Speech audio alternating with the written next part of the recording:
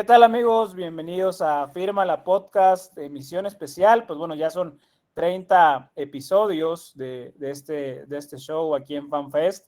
Y bueno, qué mejor que hacerlo con una edición que va a premiar a los premios Firma del torneo Clausura 2025 en la Liga MX. Aloisio, Ángel, un gusto estar aquí con ustedes compartiendo esta edición número 30 de Firma la Podcast.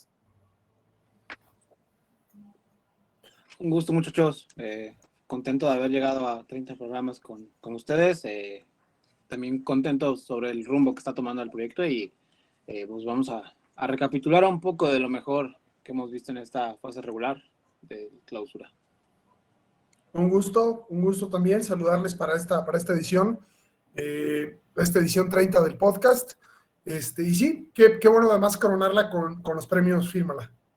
Sí, totalmente. Y bueno, el primer premio de este Clausura 2025, pues es el equipo de excepción y hay varios gallos.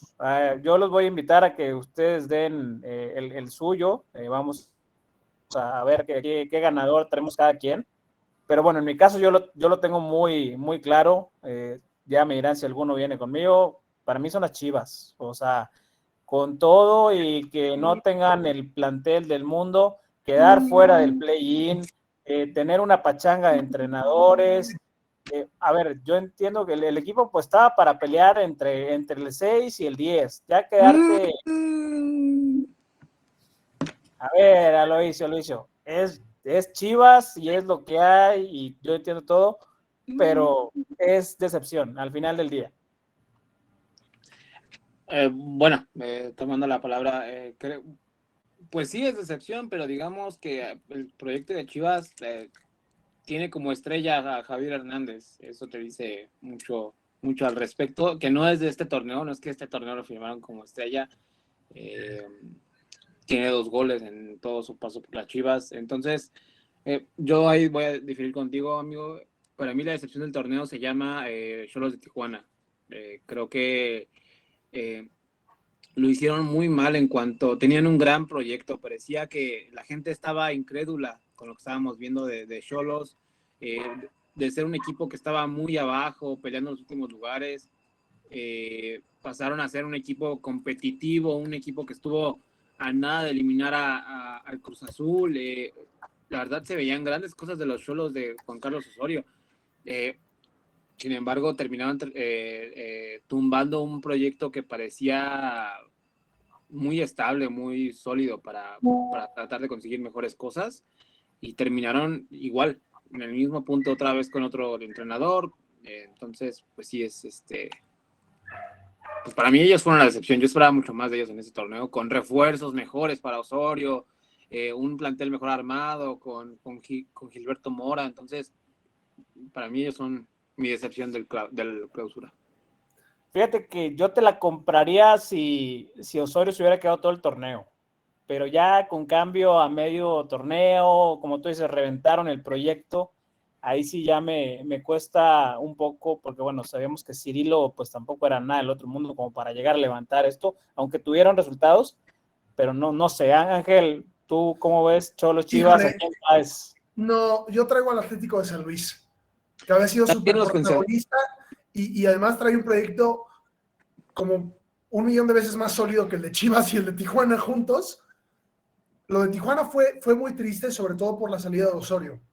Sin la salida de Osorio hubieras dicho, ok, se terminaron de acomodar los refuerzos.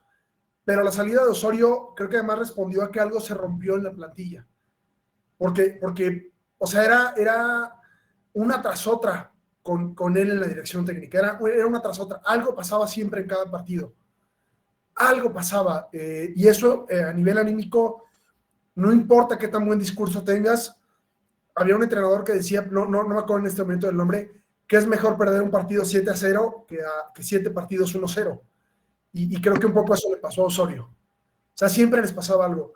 Pero lo de San Luis es todavía más triste porque era un equipo que estaba a nada ya de entrar a una final, que mantuvo dirección técnica, que no perdió a tantos jugadores tan importantes. O sea, no hizo un Puebla, por decirlo de alguna manera, un Necaxa, que apenas brilla alguien y se va todo tu plantel prácticamente a cualquier otro lado, se desperdigan un poco tus mejores jugadores. Acá no fue tan notorio, o sea, más allá del tema de Chávez que se fue a Monterrey, tampoco tu proyecto puede depender de que un futbolista, un lateral, se te vaya, o sea, no va por ahí el asunto. Entonces yo sí me iría por San Luis, porque además corroboro antes de decir una tontería, termina más abajo, de hecho, de Tijuana en la clasificación.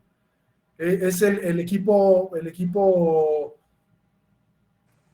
15 del torneo, entonces es mucho más triste lo de San Luis.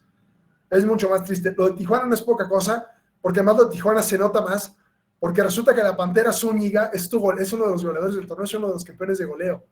Entonces, algo a nivel colectivo se derrumbó, pero San Luis ni eso. O sea, lo de San Luis fue tristísimo porque, insisto, estaba ahí. Pero para mí fue una regresión, no creo que, o sea, yo no lo veo como una decepción porque a San Luis rindió más de lo que aspiraba el torneo pasado. O sea, yo no creo que San Luis era de los 4 mejores equipos del campeonato mexicano. Entonces tenía que venir una regresión. Yo no lo vería como una decepción. Válido, pero bueno, ahí ya tiramos tres diferentes equipos.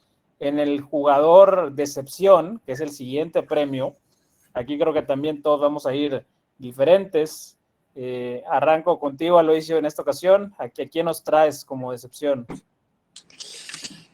Es que podemos pensar muchas cosas, ¿no? Podemos tener a muchos jugadores en la mente, tanto de los equipos como que no rindieron bien en el campeonato, refuerzos que no sirvieron, contrataciones que hicieron más mal que bien, pero para mí está claro que Roberto Alvarado debió de haber tomado un paso al frente en Chivas.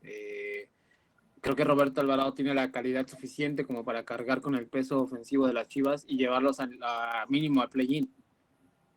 Que evidentemente hubo un cambio de entrenadores y hubo por ahí mucha inestabilidad dentro del mismo equipo, pero para mí Alvarado debería hacerse responsable del éxito deportivo de este equipo porque tiene la calidad para hacerlo, lo hemos visto, ¿no? Con Javier Aguirre parecía que, bueno, no parecía, revivió de cierta forma en selección mexicana y muchos esperábamos ver esa versión combatiente, peleadora, aguerrida en Chivas y no fue así. Parece que simplemente se dejó llevar por el momento, evadió la responsabilidad y pues hoy en día creo que solamente una salida de Chivas podría rescatar lo mejor que hemos visto del viejo. Sí, algo muy Chivas. Ángel, ¿tú a quién traes en este caso? Híjole, me va a salir un poco lo Cruz Azulino porque para mí la decepción se llama Henry Martín. No, estuvo lesionado, amigo. Precisamente por eso, porque era un jugador es un jugador que si bien ya el torneo pasado había dado muestras de que físicamente no estaba tan bien, digo, y también tiene que ver con una cuestión de edad, no es que sea un chavalillo de 24 años, de 25 años, ya el torneo pasado había dado algunos sustos en ese sentido, hay que acordarse de que en la liguilla no anduvo ni cerca de su 100%, pero acá no nada más tuvo que ver con el tema de la lesión, sino que cuando jugó en general no alcanzó a agarrar ritmo en ningún No anduvo, eso yo estoy de acuerdo. No sé si lo pondría como excepción, pero no anduvo. Sí, entonces, no anduvo. En la final pasada, no recuerdo si fue en la semifinal o en la final pasada, le rompieron una costilla y siguió jugando. Digo, no, yo no es porque yo sea americanista, sí es claramente una de las piezas que perdieron peso dentro del club. Uno de los responsables de que el América no haya terminado por completar ese gran inicio que tuvieron en el campeonato. Sin embargo, viene una fractura de costilla y ahora la lesión que sufrió recientemente fue una tendinitis en el tendón de Aquiles. Un problema muy serio que a su edad, una rotura del tendón de Aquiles hubiera sido casi el retiro. Entonces, fíjate que me iría por él y me iría también por un jugador del que se habló mucho el torneo pasado, de uno de los equipos protagonistas del torneo pasado y que ahora no anduvo, que es Efraín Álvarez. ¿Cómo hablamos el invierno pasado de que Efraín, Chivas, América, ya lo queríamos incluso poner en Europa? Y resulta que sus números fueron fueron peores que los del torneo pasado. Pero es víctima de la salida de Osorio. O A Efraín No, Ángeles. Pero en un equipo tan malo como Tijuana, es lo mismo que voy con Alvarado. O sea, si realmente eres un jugador diferencial, no importa el técnico que esté, tú tienes que asumir esa responsabilidad es como lo vimos, el Pantera Zúñiga, Xolos tuvo uno de los peores torneos que se recuerden y terrible, y no sé si hayan leído un poco de la historia de este muchacho, no tuvo proceso de fuerzas básicas, estuvo a nada de dejar el fútbol, y este torneo ya confirmó las grandes sensaciones que había dejado desde Dorados. Es un jugador de culto, la Pantera Zúñiga. Y Sí, te voy a tener que contradecir con datos, Nazario. ¿Sabes cómo le fue con Osorio a Efraín? Un gol y una asistencia. ¿Sabes qué hizo después de Osorio a Efraín? Fue una asistencia en la goleada 0-4 contra Santos. Entonces, Efraín no anduvo con Osorio y no anduvo sin Osorio y no anduvo bajo ninguna circunstancia este torneo. Y era un futbolista que cuando empezó a destacar en el Galaxy lo veíamos muy bien. De hecho, fue de esta disputa México-Estados Unidos, de ver si te vas con Melón o te vas con Sandía.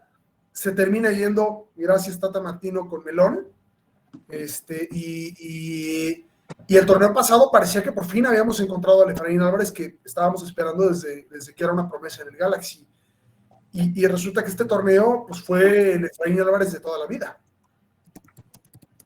No, yo estoy de acuerdo en ese sentido, pero bueno, es que para mí una decepción yo lo vería más como un impacto fuerte, y yo veo que, por ejemplo, Germán Berterame con el Monterrey, pues a ver, Germán Berterame te da un torneo bueno y Rayados acaba entre los primeros 3 lugares, porque son muchos partidos en los que por fallas de Berterame, Rayados no sumó de 3 y se complicaron y se complicaron y se complicaron. Cuando tienes al equipo más caro de Latinoamérica junto con algún brasileño y tu 9, a pesar de que generes y generes y generes, no la mete, yo creo que Berterame sí quedó mal. O sea, ¿cómo estuvo la cosa en el Monterrey? Que Tecatito Corona fue el segundo mejor asistidor del torneo. O sea, con lo poco que ha jugado, lo mal que ha rendido como fichaje, fue el segundo mejor asistidor del torneo, y Rayados aún así quedó en posición de play-in. Perdieron partidos impensables contra Tijuana, y son muchos partidos donde Germán Berterame no la metió, no anduvo, hasta se peleó con el gol, hasta psicólogo fue a dar para que le quitaran ese proceso mental de fallas. Yo me iría ahí en la decepción del torneo. Pero tampoco nada nuevo, ¿no? Y bueno, menos a Monterrey. Es un jugador que ya fue campeón de goleo, si no me equivoco, y tuvo buenos números con el San Luis. En Rayados lo venía haciendo de cierta forma bien. Tenía la responsabilidad ahora de cargar un poco más con el equipo. Yo sí lo valoraría como una decepción. Pero bueno, ya el equipo revelación, avanzando más, el equipo revelación del torneo, ese que rindió más allá de las expectativas, si no hay unanimidad aquí, yo creo que va a explotar algo, porque no hay forma que no digamos Necaxa los 3. Voy con Juárez. Yo también estoy con Juárez. Yo también estoy con Juárez. Juárez está en el play-in, Necaxa calificó directo, el Necaxa. Pero no que lo tienes van a ver a Nicolás Larcamón, personas. no tienes a José Paradela, no tienes a Palavecino, a Cambindo, a Emilio Lara, a Cambindo. El plantel de Juárez está un escalón abajo del de Necaxa, y su entrenador peor. Estamos hablando de un entrenador, de Nicolás Larcamón. Si no estoy cometiendo un error, ha llevado a todos sus equipos a la liguilla. Llámese desde Puebla, después pasando por León, y ahora con Necaxa no falló. Yo estoy de acuerdo contigo de que es una de las sorpresas de la temporada, pero si me pones a elegir entre qué es más sorpresa, entre un equipo con Nicolás Larcamón y un equipo con un Martín Barini, pues yo no conocía a Martín Barini antes de comenzar el torneo, y por nuestro trabajo como periodistas es que tenía la obligación de informarme sobre él, y que venía de un buen rendimiento en Sudamérica, pero de no haber sido por eso, yo creo que muy poca gente, incluso si vas a la calle, poca gente te va a decir el nombre del entrenador de Juárez. Yo estoy de acuerdo, pero bueno, aplicando esa misma lógica también, a ver, cuando ficha Necaxa a Palavecino y a Paradela, tampoco es que llegaron siendo las bombas de fichajes de la liga, por eso llegan al Necaxa, por eso no llegan a Monterrey o a Tigres o al América o al Toluca, porque eran jugadores de bajo perfil que por conocimiento del Arcamón en su paso por Brasil y en el fútbol sudamericano, se los trajo para acá. Lo de Cambindo, pues una resurrección, básicamente, ahí lo que le generó, y para mí el estar compitiendo de manera sostenida, además, con el Toluca, con el América, con Cruz Azul, pues sí, es un equipo con mayor nombre que los de Juárez, pero pues también con quién estás compitiendo. Juárez competía en ese play-in con Pachuca, con Pumas, con Chivas por ahí, y Necaxa estaba con los big leaguers, con los high rollers de la liga. Sí, pero estamos hablando de que... Dale. Justo, creo que vamos por lo mismo, A final de cuentas, un jugador como Cambindo, pues ya lleva rato en la Liga MX y no es que haya rendido por primera vez en este torneo. La gente, o sea, por mucho que Paradela y que Palavecino no tuvieran el perfil, no sé, de Luca Romero, por poner un ejemplo, eran jugadores de los que hablaban muy bien en Sudamérica. Los refuerzos de Juárez, híjole, están varios escalones abajo, o sea... te trajiste a un futbolista de un ilustre desconocido, Caerá, y un Juventud de Brasil, que termina siendo una de tus figuras. O sea, Guilherme, que es una de las figuras de Juárez, viene de equipos, o sea, fue como cuando Pumas trajo a sus 4 brasileños de la tercera división. O sea, creo que a ese nivel llegó Juárez, y por eso es tan sorprendente lo que hizo. Por mucho que Varini trajera un bagaje interesante por Sudamérica, a pesar de su edad, vienes a una ciudad complicada como Juárez, que eso lo podría decir bastante mejor Manu, vienes a una ciudad complicada como Juárez, a un equipo con un proyecto que ha destacado más por traer futbolistas que luego se llevan otros, como Toro Fernández, por ejemplo, que por otra cosa. O sea, Juárez llevaba casi desde que compró a los Lobos WAP en el ostracismo absoluto. Sí, entonces, solamente una vez habían clasificado al play-in, bueno, al repechaje o play-in, y su clasificación a la liguilla sería histórica. Y también considerando que Juárez está también armado y, digamos, completa en el plantel con muchos chavos cedidos de otros equipos. Estamos hablando de Ralph King, que está cedido de la América, Diego Campillo, que si no mal recuerdo se llama, que no está cedido, pero es como descarte, son jóvenes descartados de otros... de Chivas. De Chivas principalmente también, no lo podemos ocultar. Entonces, pues, por ese lado, creo que para mí es mucho más revelación un Juárez con Martín Varini que Necaxa, que bueno, también hablaremos, trataremos de hacer una pequeña recapitulación cuando acabe la liguilla para ver qué. Sí, bueno, ya viendo entonces, si Manu hubiera estado aquí, me hacen montón, 3-1, ya me hubieran hecho aquí bullying entre todos. Pero bueno, el siguiente premio, que es precisamente el jugador revelación, que bueno, aquí ya, como lo quieran interpretar ustedes, pues no, jugador, fichaje que no se esperaba tanto y rindió más de lo esperado, o un jugador que ya estaba y pues dio su torneo pues de consagración. Empiezo contigo, Ángel. ¿Quién nos traes aquí como jugador revelación? No, yo me voy por mucho con Guilherme Castillo de Juárez. Sus números son bastante contundentes. Son, 4 goles, 1 asistencia en 15 partidos. Creo que no es poca cosa, insisto, tomando en cuenta Juárez. Tomando en cuenta que va Juárez, que el tipo, si bien ya llevaba un torneo aquí en el fútbol mexicano, llegó para la Apertura 24, tampoco es como que en la Apertura 24 hubiera destacado especialmente, o sea, o que hubiera sido la gran figura de la liga. Y acá no solamente son los goles, sino es el momento en el que llegan los goles y las asistencias que da. Revisando a detalle los números, siempre que él marcó, Juárez sacó por lo menos un punto. Y cuando asistió, la asistencia que da sirve para que Juárez le gane al Monterrey, del que hablábamos precisamente. Entonces, Para mí es un futbolista del que no se esperaba mucho, era uno de tantos extranjeros que llega al fútbol mexicano y a ver si le atina. Y me iría también por el campeón de goleo del Atlas, por Uros Durdevich. No nos dejes, traes uno nada más, Ángel. No, déjanos a los demás. Está bien, ¿Quieres quemarlos? me quedo con Castillo, me quedo con Castillo porque además venía con un perfil bastante más bajo. Aloisio. Justo también ese era un poco mi dilema. Yo creo que a excepción de Cambino y de Paulinho, no esperábamos a los otros dos jugadores, a la Pantera Zúñiga y a Uros Durdevich, peleando por el campeonato de goleo, especialmente por el contexto que los acompaña en sus respectivos clubes, ¿no? Sin embargo, creo yo que por el contexto y el trasfondo de lo que ya platicábamos hace unos segmentos de los orígenes de la Pantera Zúñiga, perdónenme, no recuerdo su nombre, tengo en la cabeza Martín Zúñiga, que era el jugador de la Es el América. pulpo. Antes no saliste con el pulpo. Yo me fui más atrás. Entonces, José Zúñiga se llama, la Pantera Zúñiga.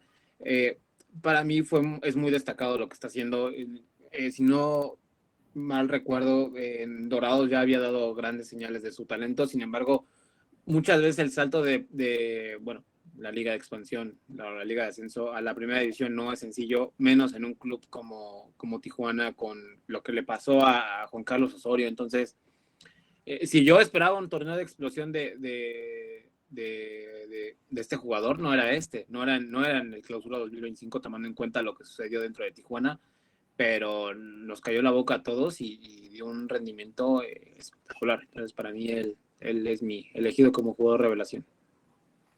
Muy bien, muy bien. Yo sí me voy a quedar con Yuka. Yo por eso me metí con Ángel ahí cuando lo que estaba queriendo dobletear, porque a ver, ser campeón de goleo, del primer campeón de goleo en 108 años del Atlas, no es poca cosa. Y fue histórico.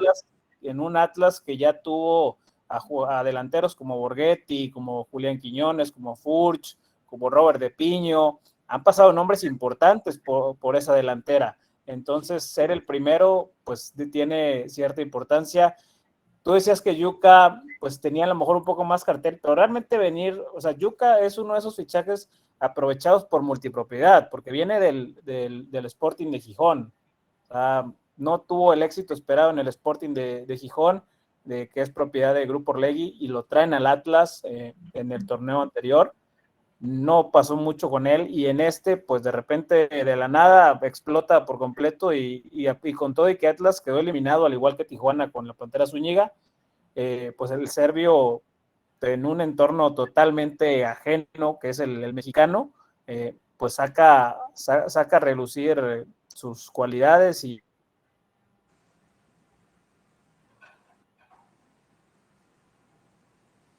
pues de todos colores y sabores se convierte en cocampeón de goleo. Me tengo que agregar a alguien, a un nombre en esta lista que no lo hemos mencionado y que sí, fue... Yo sí me iría por ahí, pero bueno, ya les diferentes, y bueno, en este caso lo que seguiría pues ya es el siguiente.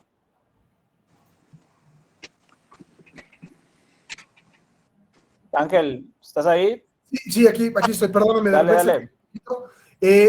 Yo me agregaría a las revelaciones a un futbolista del que se habló mucho en el invierno por el cartel con el que llegaba y que terminó confirmándolo, que es Kennedy de Pachuca. Se quedó muy cerquita del título de goleo.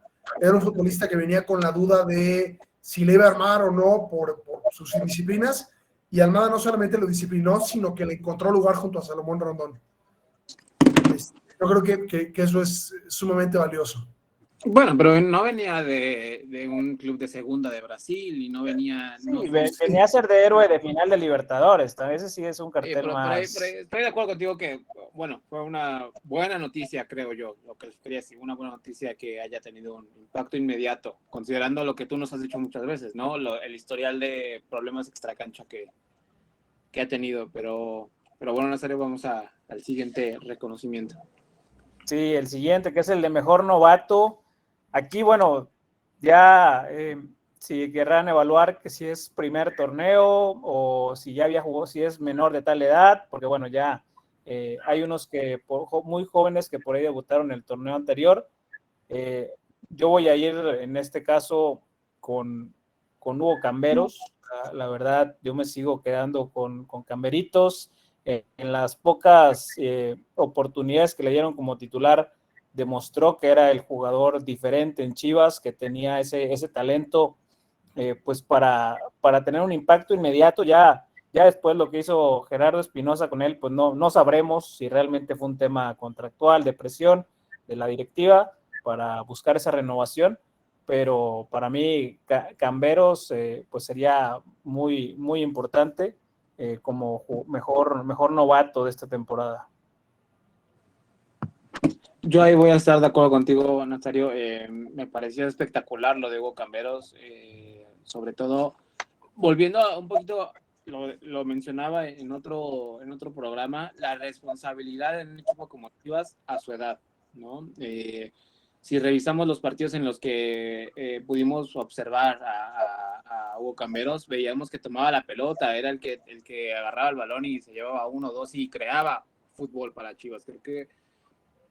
Creo que eso es lo más difícil, ¿no? Y es lo que yo por lo menos le exijo a Roberto Alvarado, a Efraín Álvarez, a ese tipo de jugadores que pues puedes estar con o sin técnico, el técnico puede ser ofensivo o defensivo, el técnico te puede decir santo y seña, pero tú como futbolista diferencial tienes la responsabilidad de cada que el balón pase por ti, hacer, como ya lo dije, una diferencia, ¿no? Hacer un impacto. Y creo ahí es donde Hugo Camberos, más allá de ser un Diego Lainez que agarra el balón y se quita 1 o 2 y la tira para atrás, o tira una diagonal que no llega a ningún lado, con Camberos vimos una idea, ¿no? Un futbolista inteligente para saber por dónde moverse, cuándo disparar, ¿no? De lejos, que le vimos un par de goles así.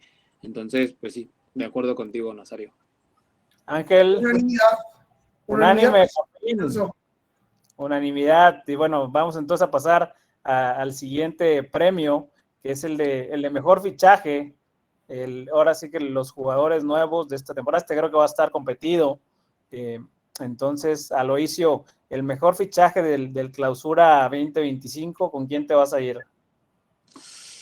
Es que es complicado porque hemos visto rendimientos muy disparejos, bueno, por lo menos yo lo he visto, no rendimientos tan consistentes por parte de las grandes estrellas del campeonato. Sin embargo, si me das a elegir a uno, haya sucedido lo que haya sucedido, es James Rodríguez. Creo que el impacto mediático, el impacto deportivo en la mayor parte del torneo fue importante. Muchos teníamos dudas con James Rodríguez por lo que había pasado en el Rayo Vallecano, con lo que le había pasado en Turquía, en Grecia. Entonces, yo no me esperaba ver un James así de comprometido con el León de Guanajuato. La verdad es que si yo... Estaba comprometido con el Mundial de Clubes. Pero claro, pero digamos, para bien o para mal estaba comprometido. Y yo...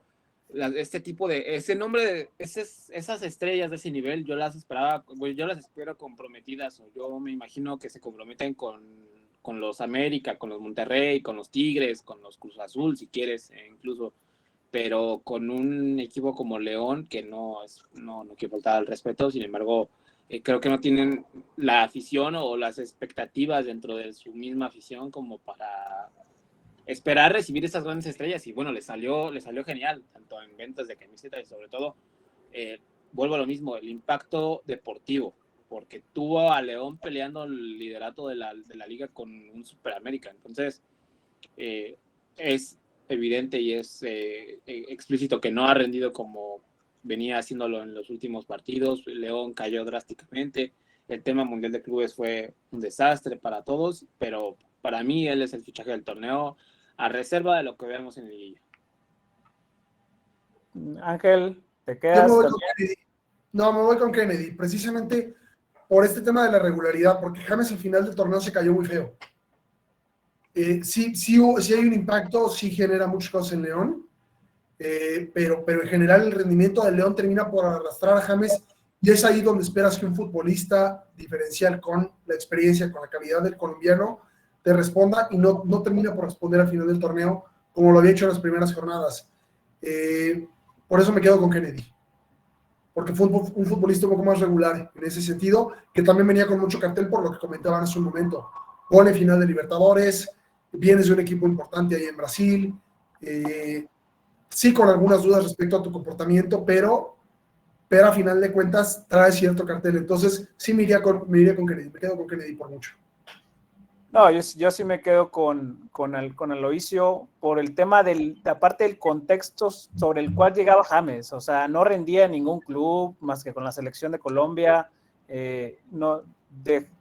Decían que tiraba flojera esencialmente en el Vallecano, en el Sao Paulo, en Olympiacos.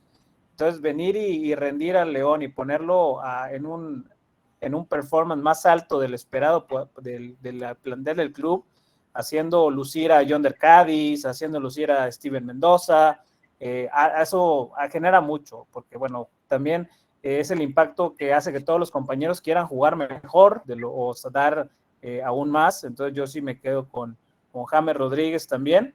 Y bueno, en el siguiente premio, que es el mejor entrenador, aquí no me van a echar montón, espero, porque aquí yo sí voy a ir con Martín Marini. Porque precisamente el plantel de Juárez pues es mucho menor que el de otros, y sacó petróleo de donde las piedras, de donde sea.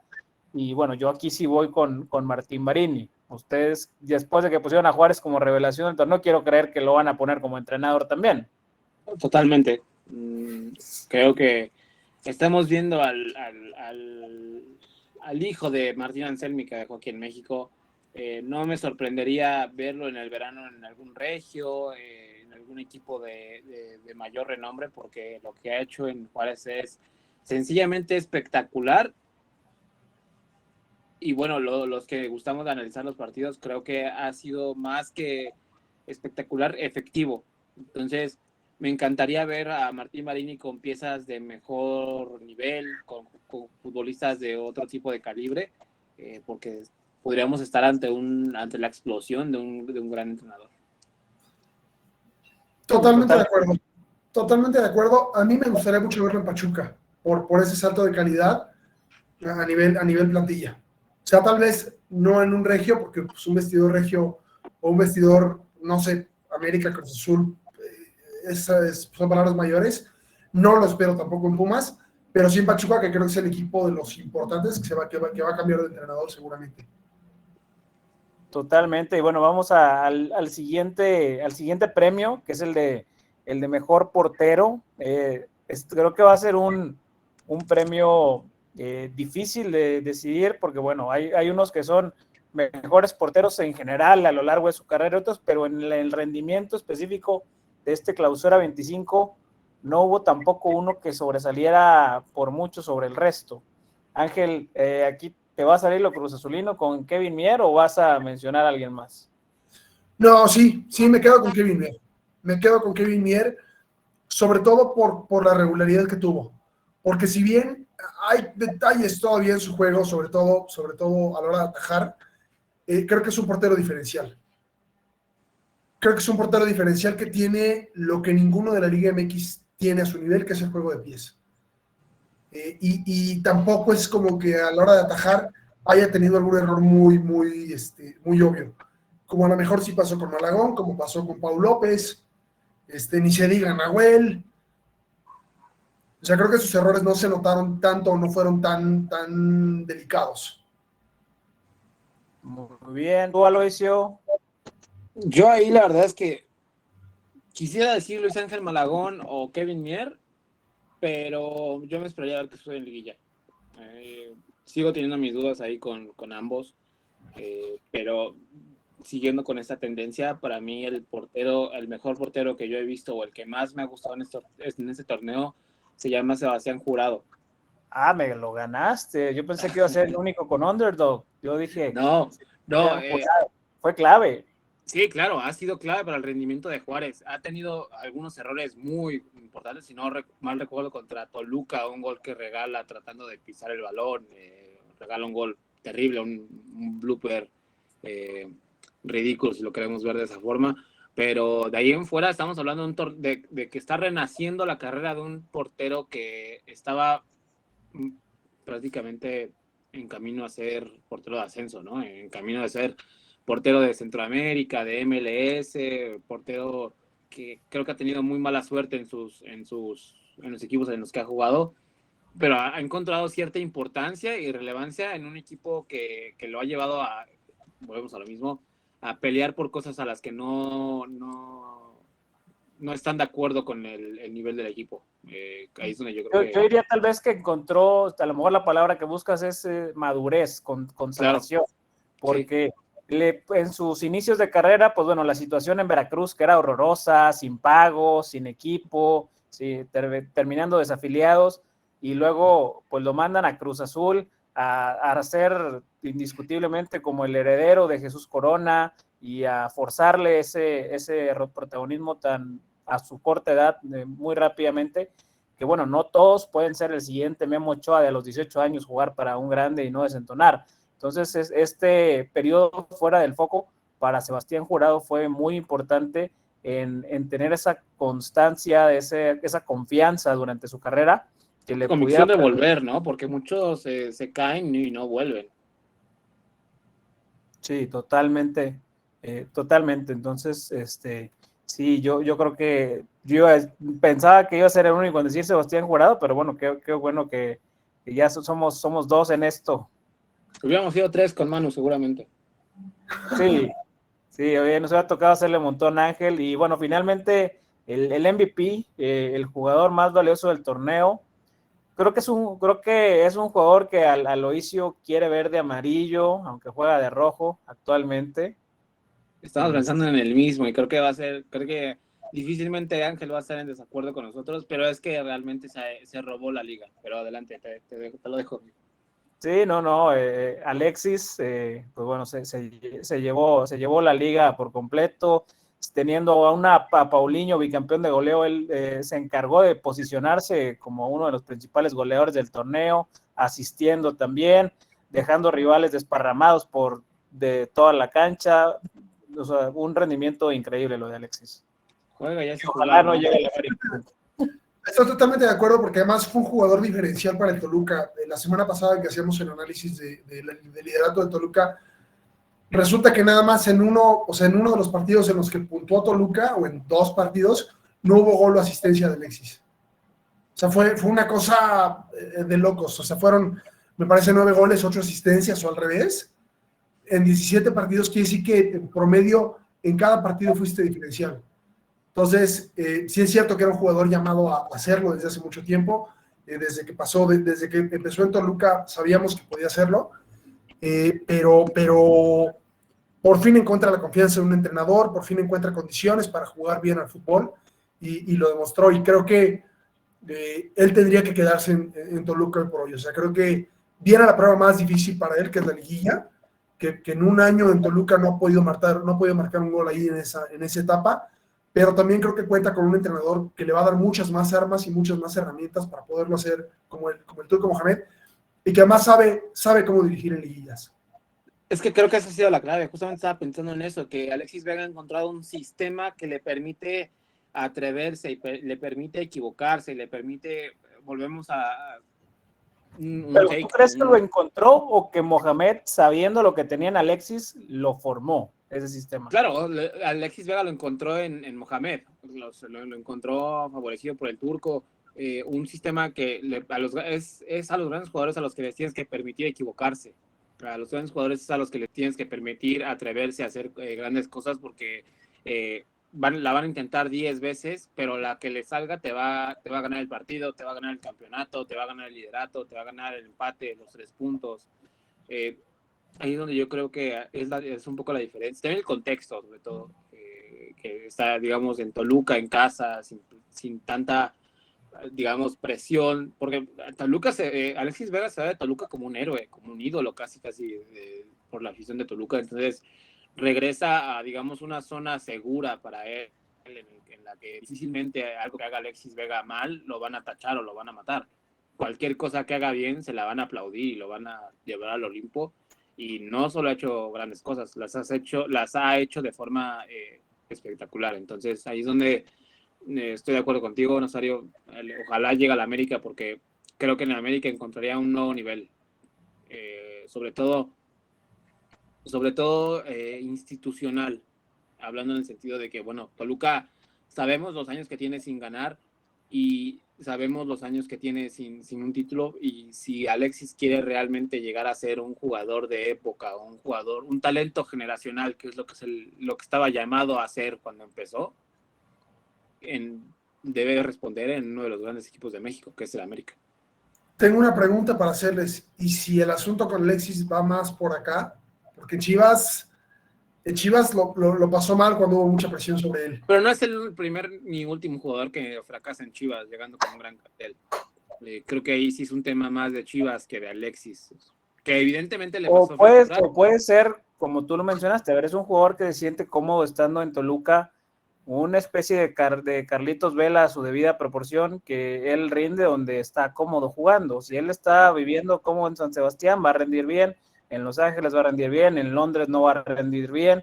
Entonces, pues Alexis Vega en Toluca al final del día está cómodo, a lo mejor lo mandas a la América y no rinde.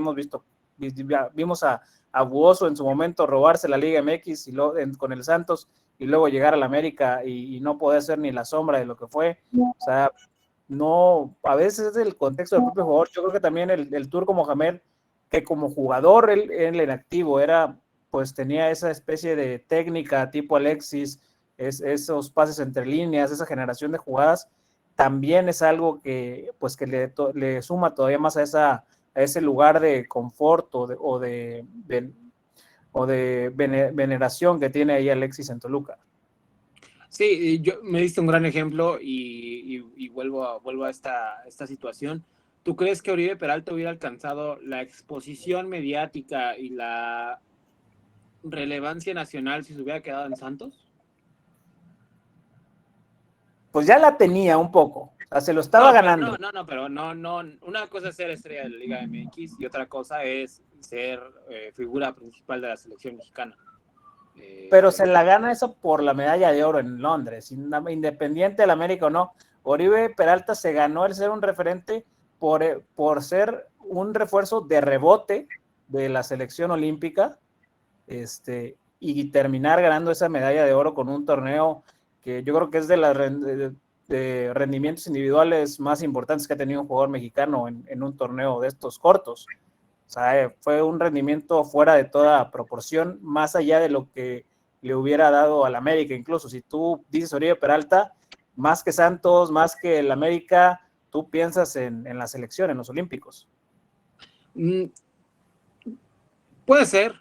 Sin embargo, creo que en Santos es una figura bastante importante. En América marcó cierta época, aunque se le critica mucho por aquella final contra Tigres, y después el traspaso a su siguiente club. Porque a mí si me dices América, yo pienso en Chucho, yo pienso en Cabañas, yo no me pasaría ni por aquí Oribe. No lo estoy tomando como no estoy diciendo que haya ganado el estatus de leyenda en América. Lo que voy es que, por ejemplo, ¿tú crees que Chucho hubiera alcanzado el mismo alcance hubiera tenido el mismo alcance si se hubiera quedado en Santos? Sí, no, ahí Chucho sí se exponenció totalmente. Es a lo que voy. Pero ¿qué pasó, por ejemplo, con Jared? Sí, bien, obviamente no todos los jugadores. Yo creo que ahí es donde el club te abre la oportunidad y ya queda en manos del jugador y del contexto, obviamente, tomarla. Hay talentos que se anteponen a las dificultades, hay talentos que se anteponen al técnico, al sistema, al club, a la presión, y hay otros que se dejan caer. Entonces ahí es donde yo creo que por eso mi opinión es esa. Me encantaría verlo en América para ver realmente de qué está hecho Alexis Vega, ¿no? Si se tira a la hamaca y cobra 1 o 2 años bien para después irse bien vendido a Juárez, a un equipo que no esté peleando por nada, o si en América encuentra el club donde está llamado a ser a tomar el trono de uno de los mejores talentos de su generación. Te digo algo, yo creo que América lo necesita más de lo que él necesita la América. Eso es otro tema también que si hay un equipo que está necesitado de refuerzos en la ofensiva es el América, y un equipo que en verano tendrá una reestructuración importante y que ojalá Alexis sea parte de ello. Que va a tener que pagar una buena pasta para sacarlo de Toluca, porque Toluca financieramente está muy sólido. Sí, bueno, pero digamos, no es la primera vez que el América dejó de traer bombazos internacionales que no servían para nada a comprarse los mejores jugadores de la liga. Estamos hablando de Julián Quiñones. Te van a pedir 15 a lo mejor por Alexis. Estamos hablando de Israel Reyes, de Julián Quiñones, jugadores que destacaron en clubes, digamos, menores. Yo sé que el Toluca no es un equipo menor, pero si el América tiene que hacer un bombazo, pues ojalá que sea en ese torneo, y si tiene que pagar los 15 que va a pagar por Alexis Vega, pues adelante. El Toluca pagó 17, creo, por el niño, y no ha pasado nada con él. Entonces, si hay un fichaje que tiene sentido por impacto mediático, deportivo, para ambas partes, es este. Entonces, yo creo que vale la pena el riesgo. Sí, puede ser. Sí, de acuerdo. De acuerdo. Ya con eso cerramos el programa, todos los premios de Firma la Podcast, la edición 30, y bueno, ya estaremos de todos modos el día de mañana hablando sobre el play-in, la previa, los 2 partidos que habrá, y bueno, muchas gracias a Aloisio Ángel, el buen Manu, le mandamos un saludo, que no nos pudo acompañar en esta ocasión, pero bueno, ya estaremos siguiendo con el contenido. Suscríbanse aquí en FanFest, si nos ven diferido en YouTube también, pero bueno, les conviene acá más en FanFest por los premios que se pueden ganar. Sí, agradecer a ti, Nazario, a Ángel, a Manu también, por esos 30 episodios. Ojalá se vengan otros 30 más, otros 50 más. A la gente que nos ve aquí en vivo, que regularmente por aquí están siempre pendientes, mi novia, mis papás. Entonces, saludos a ellos aquí en este episodio 30, y ojalá que más personas se nos puedan unir en los próximos episodios. Muchísimas gracias a quienes nos han acompañado en estos 30 episodios, y vamos por otros 30 más. Vamos a seguirles contando y a seguir firmándola. Pues chao, muchachos. Fírmala.